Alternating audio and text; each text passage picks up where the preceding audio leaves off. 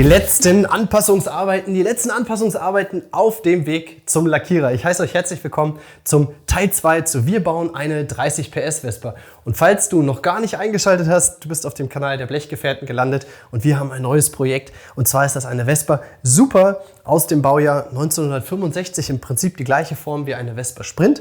Und die wollen wir umbauen von 6 PS ursprünglich auf 30 PS. Der Motor liegt schon bereit, ist ein golden gepulverter Quattrini-Motor, der hier Einzug findet. Und heute wollen wir einfach mal gucken, welche Anpassungsarbeiten noch notwendig sind. Ich denke da an den Kotflügel, der zusammen mit der PKXL2-Gabel, also eine Gabel von einem anderen Vespa-Modell, hier Einzug findet. Da werden wir gucken, wie wir den positionieren und wo wir noch Löcher bohren müssen. Hiermit zusammen mit dem neuen Dämpfer.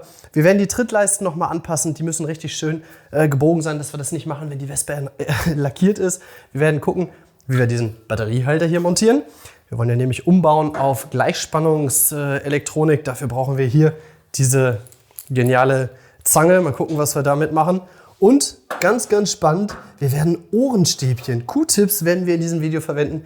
Das wird eine heiße Sache. Ich wünsche euch jetzt ganz, ganz viel Spaß. Ja, ganz am Anfang müssen wir uns jetzt erstmal darum kümmern, diese schöne Backe, die ich gekauft habe, hier aus dieser Packung zu nehmen. Und ihr seht das ist total voll fettig. Da geht bestimmt eine Dose Bremsenreiniger drauf. Also machen wir jetzt hier erstmal eine Bremsenreiniger-Schlacht, werden das hier entfetten und dann hier hinten an die entsprechende Stelle setzen. Ich zeige euch das mal. Tadam, da kommt das dran. Ich habe hier auch schon einiges vorbereitet. Wir werden die Backe dann ansetzen. Wir werden den Batteriehalter anschrauben. Also der kommt hier dran. Da müssen wir uns dann der gezeigten Zange bedienen und hier diese M8 Gewindehülsen, Gewindebuchsen, die werden wir hier reinsetzen und dann können wir den Batteriehalter nämlich demontieren, montieren. Das gleiche machen wir dann auch noch mit dem Vape-Regler, der dann daneben Einzug findet. Und hier wird dann sozusagen die ganze Elektrik zusammenlaufen nachher in der Backe und es wird auch noch genügend Platz sein, um das eine oder andere verstauen zu können. Ja, starten wir damit, erstmal die Backe zu putzen und dann hier die Löcher reinzumachen. Bis gleich.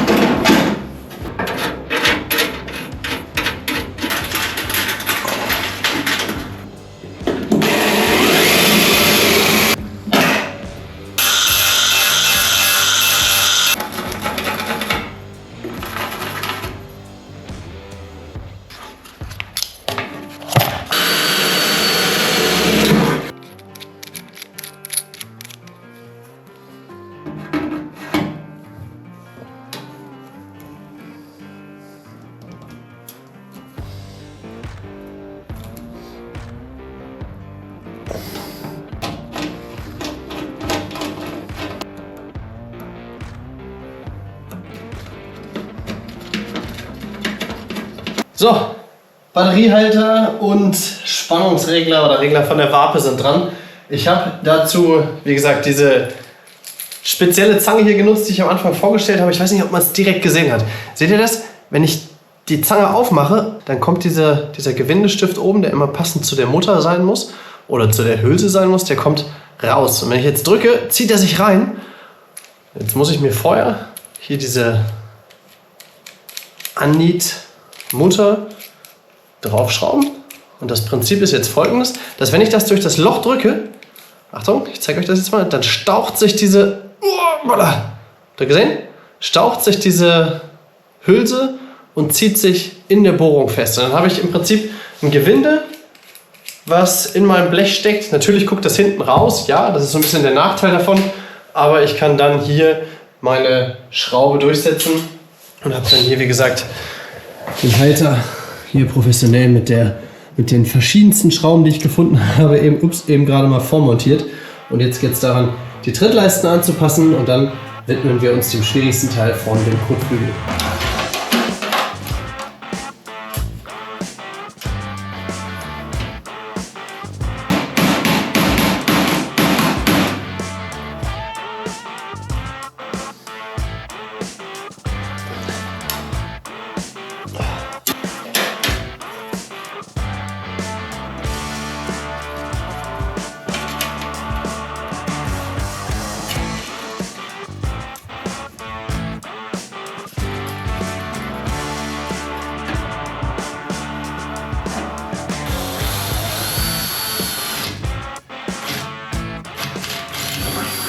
So, die Trittleisten sind angepasst. Ich muss noch 1, 2 Löcher musste ich noch bohren. Eins kommt hier genau hier drunter und das muss noch, die beiden müssen noch zugeschweißt werden.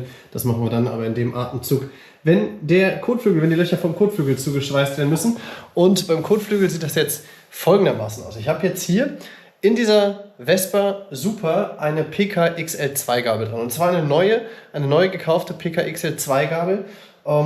Hat den Vorteil nachher, dass ich eine Lusso Schwinge habe. Ich kann komplett hier alles so aufbauen wie bei der Lusso. Ich will nachher hier eine Scheibenbremse fahren, deswegen ist hier auch diese Gremeka Classic NT Trommel drin. Ich habe einen PK-Dämpfer hier drin, der gerade abgeklebt ist, dass er nicht irgendwie zerkratzt wird von dem Kotflügel. Und ich habe dann hier meine meine Bremssattelaufnahme, die auch schon montiert ist. Das habe ich alles erstmal locker vorgesteckt. Ihr seht, hier ist auch noch so ein kleiner Abstand, der eigentlich nicht sein sollte. Das rutscht alles ganz 2 mm noch rüber. Und hier oben in der PK XL2 Gabel, das sieht man jetzt sehr, sehr schwer, da fehlt auch noch die richtige Stoßdämpferaufnahme, weil der Stoßdämpfer durch die Kombination von PK XL2 Gabel und Lusso-Komponenten, also PX-Komponenten, versetzt ist. Der passt da oben nicht ganz rein. Der ist so 7 bis 10 mm ist der versetzt. In die Richtung muss der weiter rauskommen. Eben gerade habe ich den da so rüber gebogen. Für den Dry-Build ist das in Ordnung, aber später nicht. Das müssen wir hier beachten nachher mit dem Kotflügel, ob das alles hinhaut. Aber so auf den ersten Blick scheint das ganz gut zu sein. Der Umbau von Sprintgabel, also von geteiltem Federdämpferelement auf PK XL2 Gabel, um nachher eine Scheibenbremse fahren zu können, das kommt nochmal separat irgendwann im Video. Da haben wir genug Material, auch noch bei der Vespa, die da hinten steht. Das werden wir uns nochmal getrennt von dieser Videoreihe hier betrachten. Hier wird auf jeden Fall eine Scheibenbremse verbaut.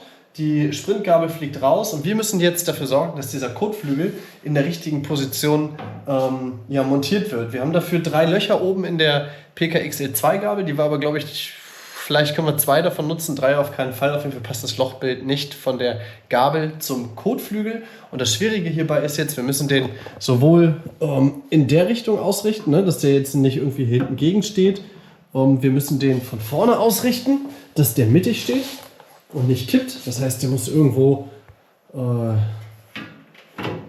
hier so in der Richtung stehen. Und wir müssen den, in welche Richtung noch? Also in X, Y, und Z-Richtung müssen ihn auch noch, genau, das muss auch noch sein, dass er hier vorne richtig nach vorne gezogen wird. Also hier, gut, muss er dahin, dass ich dann nicht hier irgendwo hier hinten wie so ein Helm habe, dass er so steht oder so. Das sieht total schrecklich aus. Also müssen wir den komplett positionieren. Und das allererste, was ich mache, ist, dass ich jetzt mir hier so einen Abstand, so ein Gummi dazwischen klemme, dass ich hier diesen richtigen Abstand habe von 10 bis 15 mm, um dann so eine Richtung zumindest zu fixieren. Jetzt gucken wir mal, wie wir das schaffen. Legen los. Hier den Halter von der Gabel, den werde ich auch mitnutzen, werde mit so einer Distanzscheibe, die ich mir hier anfertigen lasse, werde ich arbeiten. Wir müssen den jetzt erstmal ausrichten. Und los geht's.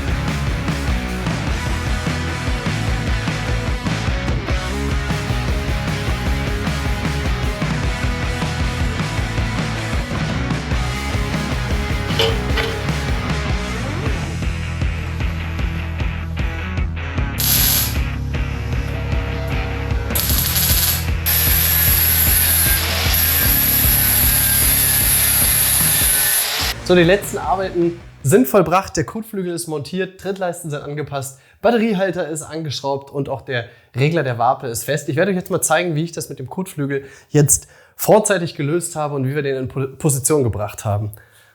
Und zwar sind jetzt hier erstmal Schrauben montiert. Wir wollen ja nachher hier mit Abstandshülsen arbeiten. Ich habe jetzt hier immer so Konterschrauben hintergesetzt, dass ich die die Richtung einstellen kann. Hier wird nachher noch eine schöne Schraube von außen reingeschraubt und hierhinter kommt dann irgendwie eine Aluhülse, die dann den Abstand definiert zu der Gabel. Im oberen Bereich haben wir 2 Schrauben benutzt. Ne? Also es sind keine 3 Löcher wie bei der PX. Wir haben vorne und hinten eine Schraube, die durchgehen. Die vordere liegt komplett auf. Also hier liegt der Kotflügel direkt auf der Gabel auf. Und im hinteren Bereich müssen wir auch so ein bisschen mit einer Distanzhülse arbeiten, die da drunter kommt, oder einer Distanzscheibe, dass der Kotflügel dann in der Position eingestellt werden kann. Eben gerade ist er noch so ein bisschen knapp. Das sind so irgendwie, ich würde sagen, so 6, 7 Millimeter. Ich würde gerne so auf 10 gehen, dass der Kotflügel noch ein bisschen weiter vorne hochkommt. Aber eben gerade sieht das schon passend aus. Ne? Es gibt nichts Schlimmeres, als wenn der Kotflügel nachher nicht richtig irgendwie auf dem Rad sitzt und das aussieht wie so ein Hut oder wie so ein Schnabel, so ein Entenschnabel. Deswegen passt das schon ganz gut. Wir springen mal auf die andere Seite. Achso, Trittleisten sind angepasst. Die liegen jetzt hier einfach nochmal so querbeet ein. Der hier ist fest. Hatte ich euch auch, glaube ich, schon gezeigt. Da können wir dann getrost die Backe dann hier montieren. Hier kommen dann Schrauben rein, die dann auch gekontert werden. Alle Löcher für die Trittleisten sind gebohrt. Zack. Lenker lassen wir erstmal außen vor, wie gesagt. Der liegt jetzt hier.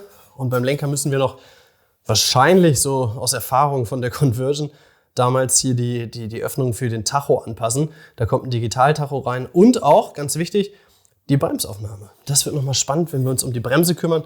Dann wird hier wahrscheinlich auch ein Stück abgeflext werden oder hier so ein richtig großes Stück. Da habe ich verschiedenste Bremsaufnahmen. Da gucken wir dann aber, welche Bremse denn die richtige ist, welche Bremsarmatur wir hier nehmen. Da sind wir uns noch nicht ganz sicher. Ob es wieder die HC1 Bremspumpe wird, Cremeka. Da gibt es verschiedene Varianten, wie sie angeschraubt werden. Das wird sehr, sehr cool. Gibt es auch ein Video dann dazu. Hinten fehlt noch das Rücklicht oder die Rücklichtbohrung. Hier werden 2 Bohrungen reinkommen, wo wir dann dieses Oldie-Rücklicht, was auch bei mir im Shop gibt, werden wir hier montieren, dann mit LED-Technik. Das wird noch eine feine Sache. Ich bedanke mich fürs Zuschauen. Das war's auch schon wieder. Teil 2 ist vorbei. Der nächste Teil kommt und dann geht's, weiß nicht, um die Gabel vielleicht. Wir werden sehen. Bleibt dran, schaut euch das erste Video an, wenn ihr es noch nicht getan habt. Und ich sage Tschüss, bis zum nächsten Mal. Ciao!